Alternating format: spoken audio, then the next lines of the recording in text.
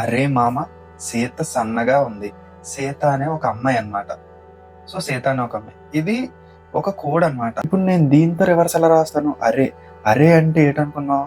Arabian సీలో కలిసేది. ఇదేంటో తెలుసా? White paper అనుకుంటున్నా? కాదు, నీ జీవితం కూడా జాబ్ లేకుండా ఈ వైట్ పేపర్ లాగా ఎంటీగా ఖాళీగానే ఉంది. సో దాన్ని ఒక జాబ్ తో నింపేద్దాం ఈ వీడియోతో. ఈ వీడియో నిజంగా మాకు జాబ్ కావాలి అన్నా, మాకు అవసరం ఉంది, ఒక గవర్నమెంట్ జాబ్ వస్తే మా ఫ్యామిలీ సెటిల్ అవుతుంది, నా లైఫ్ సెటిల్ అవుతుంది అని అనుకున్న వాళ్ళకి మాత్రమే. లేదు నాకు బాగుపడాలని లేదు, సిగ్గు శరం ఇవేమీ లేవు, నేను ఇలాగే ఎలాగోలా బతికేస్తాను, రీల్స్ చూసుకుంటాను అనుకున్నోడు ఈ వీడియో ఎక్కడితో ఆపేయచ్చు, నాకేం ప్రాబ్లం లేదు. ఈ వీడియోలో నీకు నోట్స్ ఎలా ప్రిపేర్ చేసుకోవాలి అనే విషయం నేర్పిస్తాను. ఆ ఒక్క నోట్స్ ప్రిపరేషన్ నీ లైఫ్ నే చేంజ్ చేసేయచ్చు.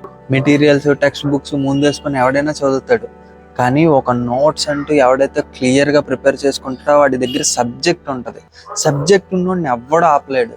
సబ్జెక్ట్ ఉన్నోడు నాకు జాబే అవసరం లేదు, నేను నలుగురు టీచ్ చేయొచ్చు అనేంత కాన్ఫిడెన్స్ తెస్తుంది. ఒక నోట్స్ మేకింగ్ అనేది ఎంత ఇంపార్టెంట్ అని చాలా వీడియోస్ లో చెప్పా, ఈ వీడియోలో చెప్పను. డైరెక్ట్ గా అసలు each and every topic, arithmetic, reasoning, GK, GS, ప్రతి టాపిక్ షార్ట్ కట్స్ అయితే ఎలా నోట్ చేసుకోవాలి, లాంగ్ ఫార్మాట్ ఎలా నోట్ చేసుకోవాలి, జీకే జిఎస్ ఎలా ఈజీగా గుర్తు పెట్టుకోవాలి, అవి నోట్స్ లో ఎలా రాసుకోవాలి అనే విషయాన్ని నేను క్లియర్ కట్ గా చెప్తాను. స్టార్ట్ చేసే ముందు నీ దగ్గర పేపర్ కాకుండా వైట్ నోట్స్లు ఉండాలి. నువ్వు ఒక్కో సబ్జెక్ట్ కి ఒక్కో నోట్స్ పెట్టుకోవాలి పక్కాగా. యాప్టిట్యూడ్ కి ఒక నోట్స్, రీజనింగ్ ఒక నోట్స్, జీకే ఒక నోట్స్, జిఎస్ ఒక నోట్స్, ఇంకా క్లియర్ గా మాట్లాడాలి అంటే ఫిజిక్స్ ఒక నోట్స్, కెమిస్ట్రీకి ఒక నోట్స్, బయాలజీకి ఒక నోట్స్, అండ్ ఇంకా జాగ్రఫీ, పాలిటీ, హిస్టరీ, ఎకనామిక్స్ ఇవన్నిటికీ సపరేట్ నోట్స్లు పెట్టుకుంటే చాలా మంచిది. లేదా చిన్న టాపిక్స్ ఉన్నాయి అనుకుంటే ఫిజిక్స్ ఒక సైడ్ నుండి, కెమిస్ట్రీ ఒక సైడ్ నుండి ఒక బుక్ లోనే. సో అలా క్లియర్ గా ప్రిపేర్ చేసుకో. ఒక సబ్జెక్ట్ లో టాపిక్ కి నువ్వు అట్లీస్ట్ 3 pages గ్యాప్ ఉంచుకోవాలి.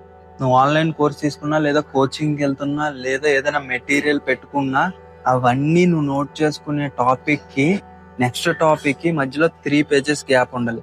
ఈ గ్యాప్ దేనికి అంటే, నువ్వు మాక్ టెస్ట్ రాస్తున్నప్పుడు, ప్రీవియస్ ఇయర్ క్వశ్చన్స్ రాస్తున్నప్పుడు, లేదా ఎక్కడైనా టెస్ట్ రాస్తున్నప్పుడు ఖచ్చితంగా నీకు తెలియని క్వశ్చన్స్ వస్తాయి. ఆ తెలియని క్వశ్చన్స్ నువ్వు ఆ టాపిక్ లో, ఆ మోడల్ లో యాడ్ చేసుకోవడానికి నీకు ప్లేస్ ఉండాలి.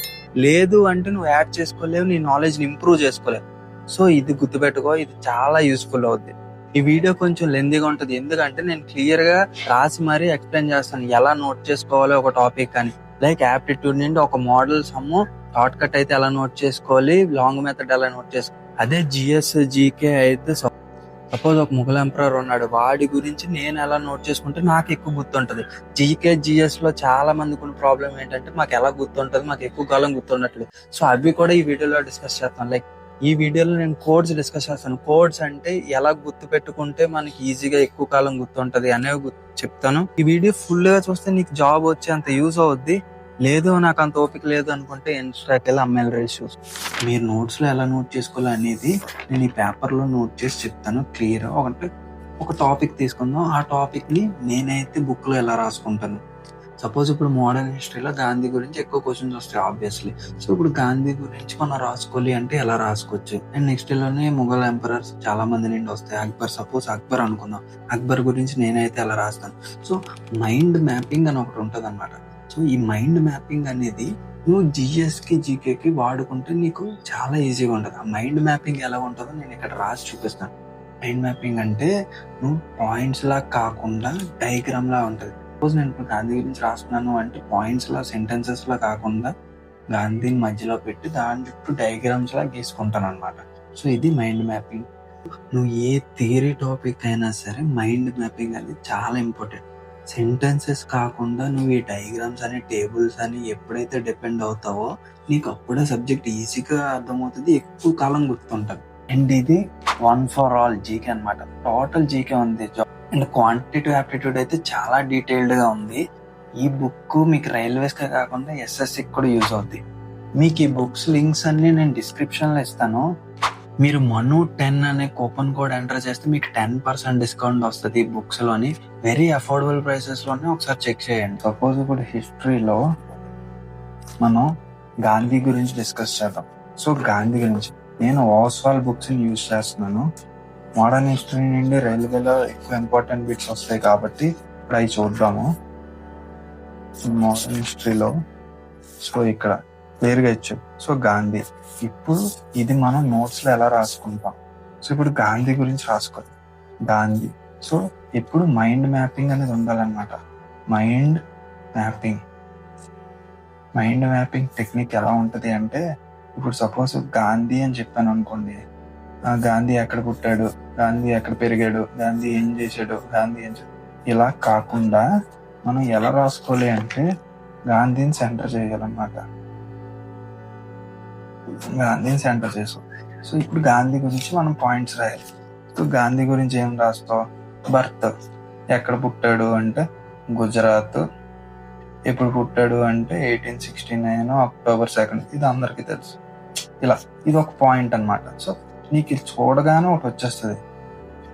సో పుట్టాడు అనగానే చిన్నపిల్లడు చెడ్డి బొమ్మ వేసుకోండి, లేకపోతే డ్రాయర్ వేసుకునేది అంతే. తర్వాత అమ్మ నాన్న పేర్లు రాసుకోవాలి అంటే మదర్ ఫాదర్ రాసుకోండి. సో ఇంపార్టెంట్ పాయింట్స్ ఎలా రాసుకుంటారు అంటే ఇలా పెట్టుకొని స్టార్ పెట్టుకోండి, లైక్ లేదా డైమండ్ షేప్.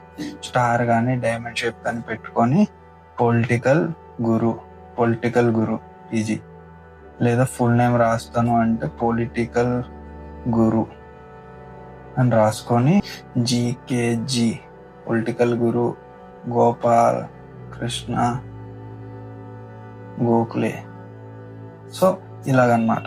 ఇలాగా గాంధీ గురించి. ఇప్పుడు గాంధీజీ ఏమేం చేశాడు లిటరరీ వర్క్స్ అంటే Hindu Swaraj, so my experiments with truth. So ఈ బుక్స్ రాశాడు అన్నమాట. సో ఇలా ఇవే కాదు, ఇంకా ఇంపార్టెంట్ బుక్స్ ఉంటాయి, అన్ని నోట్ చేసుకోండి. సో ఇలా ఎప్పుడైతే నీకు ఈ బాక్స్ చూస్తే నీకు మొత్తం ఆ డేటెడ్ రాసాడు గుర్తురాలి. సో ఇప్పుడు ఆ న్యూస్ పేపర్స్ కూడా కొన్ని ఉన్నాయి, యంగ్ ఇండియా ఒపీనియన్. సో ఇలా 2-3 ఉన్నాయి అన్నమాట. అవన్నీ ఒక దగ్గర రాసుకో. సో ఇలా నువ్వు ఎప్పుడైతే ఒక పర్సన్ గురించి ఇలా డీటెయిల్డ్గా రాసుకోవాలి. ఇప్పుడు నాకు దగ్గర కూడా ఉంది. సో ఇవన్నిటిని పాయింట్స్ అన్నిటినీ కలిపి నేను ఏం చేశాను, జస్ట్ ఇలా ఒక మైండ్ మ్యాప్లో రాసుకున్నాను. సో ఇలా రాసుకోవడం వల్ల నాకు చాలా బాగా గుర్తుంటుంది. అంటే నాకు ఈ అన్ని పేజెస్ నేను చదవసరం లేదు, టాపిక్ అంతా నాకు గుర్తుంటుంది అన్నమాట. ఇది ఒక్క ఫోటో చూసుకుంటే నాకు. సో గాంధీ గురించి ఇవే కాకుండా ఇంకా ఎక్స్ట్రా ఇన్ఫర్మేషన్ ఎక్కడెక్కడికి వెళ్ళాడు, ఏమేమి చేశాడు, అవన్నీ రాసుకోవాలి అనిపించింది అంటే ఇంకో చిన్న మైండ్ మ్యాపింగ్ క్రియేట్ చేసుకో. Gandhiji movements led by Gandhi అని ఇంకోటి పెట్టుకొని ఏటెళ్ళాడు, సాల్ట్ సత్యాగ్రహం, అలా సాల్ట్ ఉప్పు బీచ్ అలాగే వేసుకో ఫోటోలు. ఇంకా ఏటెట్ చేశాడు అలా అన్నిటికి ఇలా మైండ్ మ్యాప్ చిన్నవి 2 మైండ్. ఇప్పుడు గాంధీ గురించి హెడ్డింగ్ పెట్టుకొని ఇలా గాంధీ పర్సనల్ డీటెయిల్స్ ఏమేమి చేశాడు, ఏమేమి మూమెంట్స్ ఇలా రాసుకుంటే అయిపోతుంది అంతే. సో ఇప్పుడు మనకు క్లియర్గా ఇచ్చాడు అన్నమాట. కాంగ్రెస్ మీటింగ్స్ అనేవి ఇలా టేబుల్ ఫామ్లో ఎప్పుడైతే నువ్వు గుర్తు పెట్టుకుంటావో నీకు ఈజీ అయిపోద్ది. సో ఈ టేబుల్ ఫార్మాట్ని నేను నా నోట్స్లో ఇలా టేబుల్ ఫార్మాట్లో రాసుకున్నాను అనమాట. సో అది. సో మీరు కూడా ఎప్పుడైతే టేబుల్ ఫార్మాట్లో రాస్తారో ఇలాంటి డేట్స్ ఇవన్నీ ఉండేవి మీకు గుర్తుంటాయి ఈజీగా. మనకి నెక్స్ట్ రైల్వేస్లో రివర్స్ టాపిక్ నుండి పక్క మనకు ఒక క్వశ్చన్ వస్తుంది అనమాట. రివర్స్లో మనకి యూనిక్గా ఉండేది ఏంటి, east to west flowing rivers అనేవి వెస్ట్ టు ఈస్ట్ టువర్డ్స్ డైరెక్షన్లోనే ఫ్లో అవుతాయి. కానీ కొన్ని రివర్స్ మాత్రం ఈస్ట్ టు వెస్ట్ ఫ్లో అవుతాయి ఉంటాయి. ఆ రివర్స్ కొన్నే ఉన్నాయి. సో అవి మనకి ఎలా గుర్తుపెట్టుకోవాలి అనేది చూడు. ఇప్పుడు ఈస్ట్ టు వెస్ట్ ఫ్లోయింగ్ రివర్స్కి ఒక షార్ట్ కట్ లేదా ఒక కోడ్ అంటారు. కోడ్ ఏంటి, అరే మామ సీత సన్నగా ఉంది. సీత అనే ఒక అమ్మాయి అన్నమాట. సో సీత అనే ఒక అమ్మాయి. సో ఈ కోడ్ అనేది నువ్వు గుర్తుపెట్టుకోవడానికి మాత్రమే. ఇప్పుడు ఇక్కడ ఏం చెప్తున్నాను, సీత అనే ఒక అమ్మాయి సన్నగా ఉంది అంతే. ఇప్పుడు నేను దీంతో రివర్స్ ఎలా రాస్తాను, అరే అంటే ఏంటనుకున్నావు, అరేబియన్ సీలో కలిసేది. సో నార్మల్గా మనకి రివర్స్ అన్ని బే ఆఫ్ బెంగాల్లో కలుస్తాయి కదా. సో కొన్ని మాత్రం అరేబియన్ సీలో కలిస్తే వాటికి ఈ కోడ్. సో ఈ కోడ్ నుండి అరే మామాలో ఫస్ట్ మా సెకండ్ మా ఏంటి, మాహి మాండవి. సో ఇలా 2 అయిపోయా. 1 2 సీత సింధు రివరు తపతి రివరు నా ఎలా రాస్తాం, Sabarmati river Narmada river.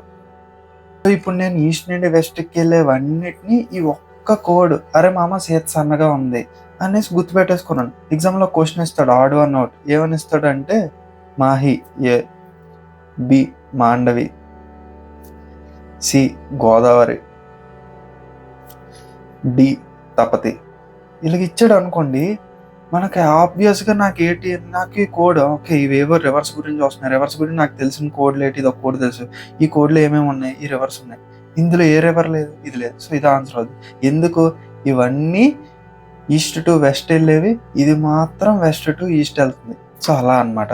So ఈ ఒక్క కోడ్ ఇలా ప్రతి టాపిక్కి మీరు ఎప్పుడైతే కోడ్స్ రాసుకుంటారో మీకు డెవలప్ అయిపోతుంది. మీరు ఇలాగే కాదు, ఈ నోట్స్ మీ దగ్గరే ఉంటుంది, ఎవ్వరికి ఇవ్వవు. కాబట్టి మీరు పచ్చి బూతులు కూడా రాసుకోవచ్చు, మీకు ఎలా గుర్తుంటే అలా. సో ఇలాంటి కోడ్స్ని మీరే కొత్తగా క్రియేట్ చేసుకోవచ్చు అనమాట. మీరు ఇక్కడ బూతులు రాసుకోవచ్చు, ఏమైనా రాసుకోవచ్చు. ఇక్కడ ప్రాబ్లము మీరు ఏం రాశారనేది కాదు, మీకు గుర్తుందా లేదా అని. నెక్స్ట్ హిస్టరీ ఉంది. హిస్టరీలో మొఘల్స్, ఢిల్లీ సుల్తానేట్స్, మొఘల్ ఎంపైర్స్ ఉన్నాయి. సో ఇప్పుడు మొఘల్ ఎంపైర్స్ దగ్గరికి వెళ్దాం. సో ఇప్పుడు చూడండి, మొఘల్ ఎంపైర్ లో అక్బర్ దగ్గరికి వచ్చాం. ఈ మ్యాటర్ ని నేను ఎలా రాసుకుంటాను బుక్ లోని క్లియర్ గా చూపిస్తాను. అక్బర్ అని పెట్టుకున్నా, మధ్యలో ఎంత బాక్స్ వేసుకున్నా. ఇప్పుడు అక్బర్ ఎవరి తర్వాత అయ్యాడు, హ్యూమయూన్ డెత్ తర్వాత. సో అంతే, ఇలా ఒక బాక్స్. హ్యూమయూన్ చచ్చిపోయాడు, అది పడుకున్నట్టు వేసుకోండి బొమ్మని. మీకు గుర్తుంటుంది, మీకు నచ్చిన బొమ్మ వేసుకోండి. చచ్చిపోయాడు, డెడ్ అనేసి. సో అలా. దాని తర్వాత బ్యాటిల్ ఏంటి, హేమూన్ డిఫీట్ చేశాడు. ఇప్పుడు 1556 పానిపట్ బ్యాటిల్ అక్బర్కి ఇంకోటికి బ్యాటిల్ అయ్యింది. కత్తిలతోటి ఇద్దరు షింటింగ్ కొట్టుకున్నారనమాట. సో ఇలా బొమ్మ వేసుకొని ఇలా రాసుకున్నాం అంటే ఇయర్, ఎక్కడైంది, ఏ బ్యాటిల్, సో ఎవరిని డిఫీట్ చేశాడు, డిఫీట్.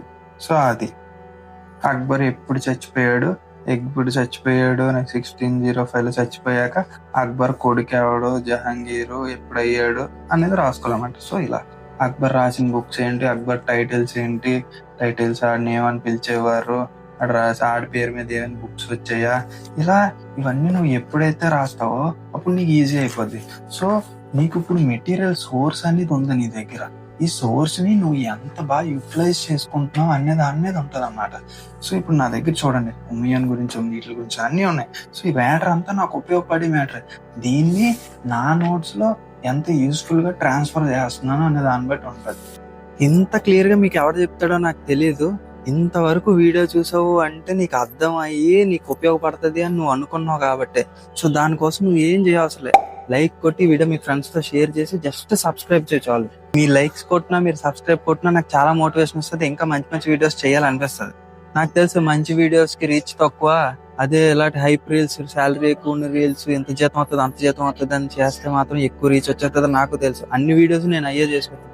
నేను ప్రతి వారం శాలరీ వీడియో చేసినా చూసే వాళ్ళు ఉంటారు, కానీ మీకు ఉపయోగపడే కొన్ని వీడియోస్ అయినా చేయాలి కదా. అట్లీస్ట్ నేను ఇప్పుడు దాకా ఛానల్లో చేసిన ప్రతి వీడియో మీకు ఉపయోగపడుతుంది. సో చూసి డిసైడ్ అయ్యి సబ్స్క్రైబ్ చేసుకోండి. సపోజ్ అర్థమెటిక్ లో నేను ఇప్పుడు ఒక టాపిక్ చేస్తున్నా. టాపిక్ ఏంటి అంటే, సపోజ్ పర్సంటేజ్ అనే టాపిక్ స్టార్ట్ చేశాను. ఈ క్వశ్చన్ చూడండి, ఏంటి అంటే, సో భూషణ్స్ మంత్లీ ఇన్కమ్ 45,000 అన్నమాట. ఇన్కమ్ ఎంత, 45,000. సో ఎక్స్పెండిచర్ ఎంత అవుతుంది, 33,000 అవుతుందంట. ఆ తర్వాత ఏమైంది, ఇదంట పెరిగిందంట 22%. ఆ తర్వాత ఎక్స్పెండిచర్ కూడా 11% పెరిగిందంట. ఇప్పుడు సేవింగ్స్ ఎంత, కొత్త సేవింగ్స్ ఎంత అని అడిగాడు. ఫస్ట్ పాత సేవింగ్స్, కొత్త సేవింగ్స్. మీ నోట్స్ లో ఎలా ఉండాలి అంటే క్లియర్ గా ఉండాలన్నమాట. మనం 10th క్లాస్ బుక్ లో ఎలాగైతే సాల్వ్ చేస్తామో అలా నీట్ గా ఉండాలన్నమాట. అంటే ఆ క్వశ్చన్ మనకు చూడగానే స్టెప్ బై స్టెప్ అర్థమయ్యేలా ఉండాలి. ఇప్పుడు ఈ ఎక్స్ప్లెనేషన్ ఇస్తాడు, ఎక్స్ప్లెనేషన్ చూపిస్తాడు. ఇది నువ్వు ఎలా రాసుకుంటావు అంటే, ఇనిషియల్ ఇన్కమ్ 45,000, ఇనిషియల్ ఎక్స్పెండిచర్ ఎంత 33,000, ఇనిషియల్ సేవింగ్స్ ఎంత 12,000. ఇది సేవింగ్స్. సో ఎందుకు చెప్తున్నాను అంటే, ఇది క్లియర్ గా రాసుకుంటే మీకు నెక్స్ట్ చదివేటప్పుడు ఈజీ అవుతుంది అన్నమాట. సో ఫస్ట్ ఇది రాసేసుకోండి. సేవింగ్స్ అయిపోయా. ఇప్పుడు 45,000 లో 22% ఇంక్రీజ్ అయింది, 122/100. ఈ క్యాలిక్యులేషన్ చేస్తావు. అండ్ నెక్స్ట్ 33,000 లో పర్సెంటేజ్ ఈ క్యాలిక్యులేషన్ వేస్తాం. ఇది అండ్ ఇది వచ్చింది, ఇది ఎక్స్ వచ్చింది, ఇది వై వచ్చిందంటే ఎక్స్ మైనస్ వై కదా కొత్త సేవింగ్స్. అంటే ఎక్స్ అనేది ఫైనల్ ఇన్కమ్, ఇది ఫైనల్ ఎక్స్పెండిచర్. అండ్ ఇప్పుడు వచ్చేది జెడ్, ఇదేంటి ఫైనల్ సేవింగ్స్. సో అదే మన ఆన్సర్ అవుతుంది 18,273. సో నువ్వు ఎలా డీటెయిల్డ్ గా రాసుకోవాలి. అండ్ ఇది ఏమని పెట్టుకోవాలి, మెథడ్ 1 అని పెట్టుకోవాలి. పెట్టుకున్నాక నువ్వు కొంచెం ప్లేస్ ఉంచుకోవాలన్నమాట. ఇంత ప్లేస్ ఉంచుకొని సెకండ్ క్వశ్చన్ స్టార్ట్ చేయాలి. ఇది ఫస్ట్ క్వశ్చన్ అనుకుంటే సెకండ్ క్వశ్చన్. మరి ఈ ప్లేస్ లో ఏం చేయాలి సార్ అని అడిగితే షార్ట్ కట్ అని పెట్టుకో. షార్ట్ కట్ అని పెట్టుకొని సో ఈ క్వశ్చన్ కి షార్ట్ కట్ లో ఇప్పుడు ఇక్కడ ఇచ్చాడు, ఇక్కడ క్లియర్ గా సింపుల్ గా ఇచ్చాడు అనమాట మైనస్ చేసి. ఇప్పుడు ఇదంతా ఒకే స్టెప్ లో రాస్తాడు. ఎంత 45,122/100 మైనస్ 33,000 ఇంటూ 111/100. సో ఇది ఒక్కటి సాల్వ్ చేస్తే అయిపోద్ది. సో ఆన్సర్ సేమ్ ఆన్సర్ వచ్చేస్తుంది అనమాట 18,273 అంతే. సో ఇది షార్ట్ కట్ బేగా సింగిల్ లైన్ లో రాసేలా ఆన్సర్ అనమాట. సో మనకు ఫుల్ మెథడ్ కావాలి అండ్ షార్ట్ కట్ కూడా కావాలి. ఇలా నువ్వు ఎప్పుడైతే నీ నోట్స్ మెయింటైన్ చేస్తావో నీకు ప్రతి సమ్ము గుర్తుంటుంది. ఇది గుర్తుపెట్టుకోవాలి. అలాగే ప్రతి దానికి ఈ బుక్ లో నాకు నచ్చిన విషయం ఇదే, ప్రతి చాప్టర్ అయిపోయాక ఆ బుక్ నుండి వచ్చిన ఈజీగా సింప్లిఫై చేసి ఒక మైండ్ మ్యాపింగ్ ఇచ్చాడు. నేను జీకే జిఎస్ లో చెప్పినట్టే మైండ్ మ్యాపింగ్ చూసారా, ప్రాఫిట్ అండ్ లాస్, డిస్కౌంట్ కి. సో సింపుల్ ఫార్ములాస్ అన్ని ఇస్తాడు అన్నమాట. అసలు ఏ ఫార్ములాస్ ఉంటే డెఫినేషన్స్ ఏంటి, ఎక్సలెంట్. ఈ ప్రతి చాప్టర్ ఇప్పుడు జామెట్రీ స్టార్టింగ్ లో ఇచ్చాడు. ఇలా ప్రతి చాప్టర్ కి ఇచ్చారు అన్నమాట బుక్. వీళ్ళ దగ్గర ఈ క్వాంటిటీ ఆప్టిట్యూడ్ జీకే కాకుండా నేను ఫాలో అవుతున్న ఆర్ఆర్బి ఎన్టీపీసీ ఉంది. సో ఇది ఎన్టీపీసీ కోసం previous year questions and mock tests ఉన్నాయి. సో అవన్నీ నేను పేపర్ ఈ బుక్లెట్ లాంటిది అనమాట. జస్ట్ పేపర్ సాల్వ్ చేసుకుంటాను, దాని ఆన్సర్స్ ఉంటాయి వెనకట్ల. ఈ బుక్స్ నాకు చాలా హెల్ప్ అవుతున్నాయి ఇప్పుడు ప్రెసెంట్. మీరు ఇలా ఎప్పుడైతే చేస్తారో, ఇలా ఎప్పుడైతే మైండ్ మ్యాపింగ్ వాడుకొని చేస్తారో అప్పుడే మీ నోట్స్ అన్ని చాలా నీట్ గా ఉంటది. సో ఇలా మీరు నోట్స్ ప్రిపేర్ చేసుకుంటే మీకే బాగుంటది. మీకు యూజ్ అయిందని అనుకుంటున్నాను. మీకు ఏదైనా అర్థం కాకపోయినా, ఈ మెథడ్ మీకు నచ్చకపోయినా కమెంట్ చేయండి. లేదా మీ దగ్గర ఇంకా బెటర్ ఐడియాస్ ఉన్నా సరే కమెంట్ చేయండి. ఆల్రెడీ జాబ్ కొట్టిన వాళ్ళు కూడా ఈ వీడియో చూస్తారు కదా, మీకు ఇంకా బెటర్ ఐడియాస్ ఏమైనా ఉన్నాయి, నేను ఎలా ప్రిపేర్ అయ్యాను, నేను అలా నోట్స్ ప్రిపేర్ చేసుకున్నాను, ఇలా చేస్తే బాగుంటది అని ఏమైనా ఉంటే కమెంట్స్ లో కమెంట్ చేయండి. చాలా మంది చూస్తారు, వాళ్ళకి కూడా యూజ్ అవుద్ది. ఈ వీడియో మీకు కానీ మీ ఫ్రెండ్స్ కానీ రీచ్ అవ్వకపోతే మీకే వేస్ట్. ఎందుకంటే నాకు ఆల్రెడీ జాబ్ ఉంది. జాబ్ రావాల్సింది మీకే, మంచి కంటెంట్ చేరాల్సింది కూడా మీకే. ఛానల్ ఏం గుర్తుంది కదా, మనోజ్ జర్నీ. Signing off.